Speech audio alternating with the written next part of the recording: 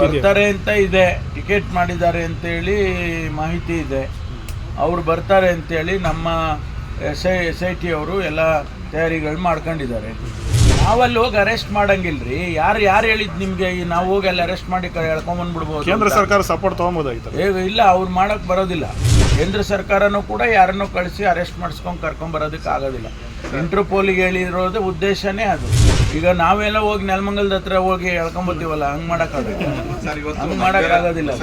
ಅದೇ ತುಮಕೂರಲ್ಲಿ express canal ಅಂತೇಳಿ ಹೇಮಾವತಿ ಕೆನಾಲ್ನಿಂದ, ಮೇನ್ ಕೆನಾಲ್ನಿಂದ ಡಿವಿಯೇಷನ್ ಮಾಡುವಂಥ ಒಂದು ಯೋಜನೆಗೆ ಸರ್ಕಾರ ಅನುಮೋದನೆ ಕೊಟ್ಟಿದೆ. ಆ ಕೆಲಸ ಪ್ರಾರಂಭ ಮಾಡುವಾಗ ಇವರೆಲ್ಲ ಹೋಗಿ BJP ಅವರು, ಜನತಾದಳದವರು ಅದನ್ನು ತಡೆದಿದ್ದಾರೆ.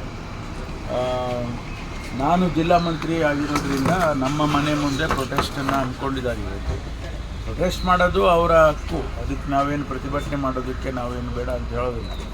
ಆದರೆ ಪ್ರತಿಭಟನೆ ಯಾತಕ್ಕೆ ಮಾಡ್ತಾರೆ ಮತ್ತು ಯಾವ ಉದ್ದೇಶಕ್ಕೆ ಮಾಡ್ತಾರೆ, ಎಲ್ಲಿ ಮಾಡ್ತಾರೆ, ಅದು ಮುಖ್ಯ.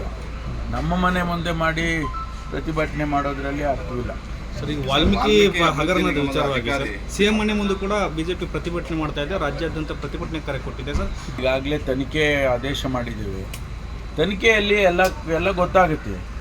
ಈಗ ಒಂದು ಅಕೌಂಟ್ನಿಂದ, ಮೇನ್ ಅಕೌಂಟಿಂದ ಇನ್ನೊಂದು ಬ್ರ್ಯಾಂಚ್ಗೆ ಟ್ರಾನ್ಸ್ಫರ್ ಮಾಡಿದ್ದಾರೆ ಅಂತ ಹೇಳಿ, ಅಲ್ಲಿಂದ ಈ ರೀತಿ 4-5 ಅಕೌಂಟಿಗೆ ಹೋಗಿದೆ ಅಂತ ಹೇಳ್ತಾ ಇದ್ದಾರೆ. ತನಿಖೆ ಮಾಡೋ ತನಕ ನಾವೇನು ಹೇಳಕ್ಕೆ ಬರಲ್ಲ. ನನಗೆ ನಿನ್ನೆ ದಿವಸ ಹೇಳ್ತಾಯಿದ್ರು 187 ಕೋಟಿ ಟ್ರಾನ್ಸ್ಫರ್ ಆಗಿದೆ, ಆಮೇಲೆ ಅದರಲ್ಲಿ 97 ಕೋಟಿ ಈ ರೀತಿ ಡಿಸ್ಟ್ರಿಬ್ಯೂಟ್ ಆಗಿದೆ ಅಂತ. ಇನ್ನೊಬ್ಬರು ಇಲ್ಲ 85 ಕೋಟಿಯಿಂದ. ಯಾವುದು ಸತ್ಯ ಅದು ತನಿಖೆನಲ್ಲೇ ಗೊತ್ತಾಗುತ್ತೆ.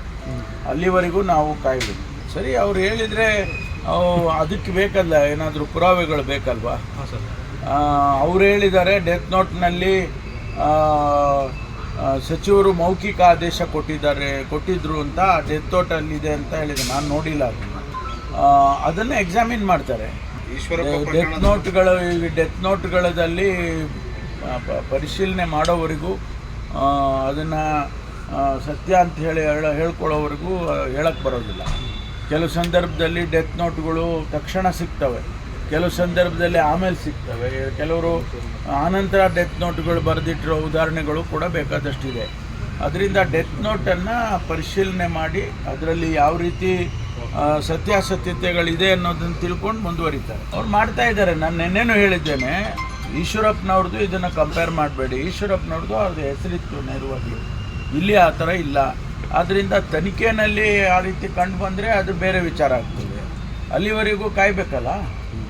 ನಾವು ಮಾಡಿದ್ದು ಅಂತೇಳಿ ಅವರು ಮಾಡಿದರು ಅಂತಂದರೆ ಆ ರೀತಿ ಆಗೋದಿಲ್ಲ. ಅದು ಸರ್, ಪ್ರಜ್ವಲ್ ರೇವಣ್ಣ ನಾಳೆ ಬರ್ತಾರಾ ಸರ್? ಬರ್ತಾರೆ ಅಂತ ಇದೆ, ಟಿಕೆಟ್ ಮಾಡಿದ್ದಾರೆ ಅಂತೇಳಿ ಮಾಹಿತಿ ಇದೆ.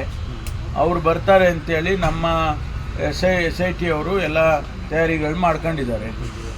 ಅವ್ರು ಬಂದರೆ ಲೀಗಲ್ ಪ್ರೋಸೆಸ್ ಏನಾಗಬೇಕು ಅದೆಲ್ಲ ಪ್ರಾರಂಭ ಆಗುತ್ತೆ. ನಾವಲ್ಲಿ ಹೋಗಿ ಅರೆಸ್ಟ್ ಮಾಡಂಗಿಲ್ರಿ. ಯಾರು ಹೇಳಿದ್ ನಿಮಗೆ? ನಾವು ಹೋಗಿ ಅಲ್ಲಿ ಅರೆಸ್ಟ್ ಮಾಡಿ ಎಳ್ಕೊಂಬಂದ್ಬಿಡ್ಬೋದು. ಕೇಂದ್ರ ಸರ್ಕಾರ ಸಪೋರ್ಟ್ ತೊಗೊಂಬೋದಾಗಿತ್ತು. ಇಲ್ಲ, ಅವ್ರು ಮಾಡಕ್ಕೆ ಬರೋದಿಲ್ಲ. ಕೇಂದ್ರ ಸರ್ಕಾರನೂ ಕೂಡ ಯಾರನ್ನೂ ಕಳಿಸಿ ಅರೆಸ್ಟ್ ಮಾಡಿಸ್ಕೊಂಡು ಕರ್ಕೊಂಬರೋದಕ್ಕೆ ಆಗೋದಿಲ್ಲ. ಇಂಟರ್ಪೋಲಿಗೆ ಹೇಳಿರೋದು ಉದ್ದೇಶನೇ ಅದು. ಇಂಟರ್ಪೋಲ್ಗೆ ಹೇಳಿ ಇಂಟರ್ಪೋಲಿಂದ ಬ್ಲೂ ಕಾರ್ನರ್ ನೋಟಿಸ್ ಹಾಕಿ ಅದಕ್ಕೆಲ್ಲ ಪ್ರೊಸೀಜರ್ ಇದೆ. ಈಗ ನಾವೆಲ್ಲ ಹೋಗಿ ನೆಲಮಂಗಲದ ಹತ್ರ ಹೋಗಿ ಎಳ್ಕೊಂಬತ್ತೀವಲ್ಲ, ಹಂಗೆ ಮಾಡೋಕ್ಕಾಗೋದಿಲ್ಲ. ಹೌದು, ಕಾನೂನು ಪ್ರಕಾರ ಈಗಾಗಲೇ ಅವರಿಗೆ ವಾರಂಟ್ ಇಶ್ಯೂ ಆಗಿದೆ. ವಾರಂಟ್ ಇಶ್ಯೂ ಆದಮೇಲೆ ಅರೆಸ್ಟ್ ಮಾಡಬೇಕು. ಅದು ಪೊಲೀಸ್ನವರು ಕೆಲಸ ಮಾಡ್ತಾರೆ. ಅದು SITನವ್ರು ಡಿಸೈಡ್ ಮಾಡ್ತಾರೆ. ಗೊತ್ತಿಲ್ಲ, ನಾವು ಬರೆದಿದ್ದೀವಲ್ಲ ರದ್ದು ಮಾಡಿ ಅಂತೇಳಿ. ಅದು ರದ್ದು ಮಾಡೋದಕ್ಕೆ ಈಗ ಇಲ್ಲಿನ ಲೀಗಲ್ ಪ್ರೊಸೆಸ್ ಏನಾಗುತ್ತೆ ಅದು ನೋಡಿಕೊಂಡು ರದ್ದು ಮಾಡ್ಬೋದು. ರದ್ದು ಮಾಡ್ತೀವಿ ಅಂತ ಹೇಳಿದಾರಲ್ಲ, ಎಕ್ಸ್ಟರ್ನಲ್ ಅಫೇರ್ಸ್ ಮಿನಿಸ್ಟ್ರಿ ಹೇಳಿದ್ದಾರೆ. ನಾವು ಈಗ ಪತ್ರ ಬಂದಿದೆ, ನಾವು ಪ್ರೊಸೆಸ್ ಸ್ಟಾರ್ಟ್ ಮಾಡಿದ್ದೀವಿ ಅಂತೇಳಿ ಅವರೇ ಹೇಳಿದ್ದಾರೆ. ನಿಧಾನ ಆಗಿದೆ, ಆದರೆ ಈಗ ಮಾಡ್ತಾ ಇದ್ದೀವಿ ಅಂತ ಹೇಳಿ. ಚುನಾವಣೆ ದೃಷ್ಟಿಯಿಂದ ಏನಾದರೂ ಅವ್ರು ಬಂದರೆ ಚುನಾವಣೆ ಮೇಲೆ ಎಫೆಕ್ಟ್ ಆಗುತ್ತೆ ಅಂತ ಇಷ್ಟು ವಿಳಂಬ ಮಾಡ್ತಾ ಇದ್ದಾರೆ. ಗೊತ್ತಿಲ್ಲ ಏನು ಅಂತೇಳಿ. ಕಾನೂನು ಪ್ರಕಾರ ನಮ್ಮಲ್ಲಿ ನಾವು ಏನು ಮಾಡಬೇಕು, SIT ಏನು ಮಾಡಬೇಕು ಕಾನೂನು ಪ್ರಕಾರ ಮಾಡ್ತಾ ಇದ್ದೀವಿ. ಚುನಾವಣೆಗೆ ಎಫೆಕ್ಟ್ ಆಗುತ್ತಾ ಆಗೋದಿಲ್ವಾ ಅದು ಬೇರೆ ವಿಚಾರ. ಆದರೆ ಕಾನೂನು ಪ್ರಕಾರ ನಾವೇನು ಮಾಡಬೇಕು ಅದನ್ನು ಯಾವುದೇ ಮುಲಾಜಿಂದ ಮಾಡ್ತಾಯಿದ್ವಿ. ಇಲ್ಲ ಅವರೇ ಹೇಳಿದಾರಲ್ಲ ಬರ್ತೀವಿ ಅಂತ. ನಾವೇ ಬರ್ತಾರೆ ಅಂತ ನಾವು ಹೇಳಿಲ್ಲ. ಅವರೇ ಹೇಳಿದ್ದಾರೆ ನಾನು 31ನೇ ತಾರೀಕು 10 ಗಂಟೆಗೆ SIT ಮುಂದೆ ಅಪಿಯರ್ ಆಗ್ತೀನಿ ಅಂತ ಅವ್ರ ವಿಡಿಯೋದಲ್ಲಿ ಹೇಳಿದ್ದಾರೆ. ನಾನು ಕೂಡ ಅದನ್ನು ನೋಡಿದೆ. ಅದರಿಂದ ಅವರು ಬರ್ತಾರೆ ಅಂತೇಳಿ ನನಗೂ ಅನಿಸುತ್ತೆ.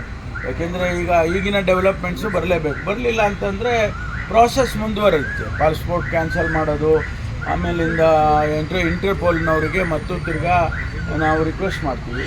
ಅಂದರೆ ಥ್ರೂ CBI ನಾವು ನೇರವಾಗಿ ಸ್ಟೇಟ್ ಗೌರ್ಮೆಂಟ್ ಮಾಡೋಕ್ಕೆ ಬರೋದಿಲ್ಲ, through government of India agencies ಮಾಡ್ತೀವಿ.